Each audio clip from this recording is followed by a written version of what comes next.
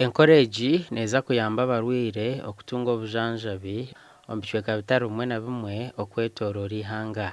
Kyokukyeeta boro sero odai ekizibu ky'okugira ngu waaba n'obujanjaabi nooshanga abantu abaingi nibeeguza sero obundi batunde ebintu byabo oshanga watunga itaka ryawe ryoine obundi oshanga warinda nangwa obwire bwayongyera kuba bwingi kandi wafa bwine ekityo turonshanga n'okugira ngu omuntu wa buriijo yafuna ekitukweta social protection kugira ngu yarwara yabona aho kutandikira yaza omu irwariro kasente akuyasevingire kare kamuyamba kamujanjaba. Yatandikire okukora omu matemba g'ihanga burengero izooba omu Central hamwe n'eyindi myanya.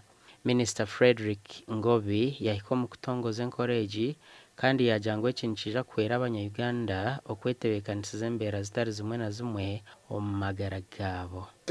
It's no longer that when COVID came, the COVID experience showed us that there was nobody who was immune to this catastrophic expenditure.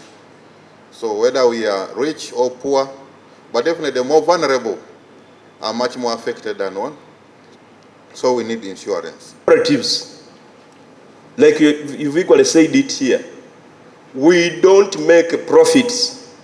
In cooperatives, we save. Businessmen make profits. For us, we make savings for the future and also carry out social corporate responsibilities. So I would like to encourage you, and I'm actually very taken up by this program, and would like to request that as you move, you disseminate and decentralize this program, please take it further to the ground. Alongside the parish development model, it is an opportunity. The parish development model is an approach that has brought the whole of the government to the parish.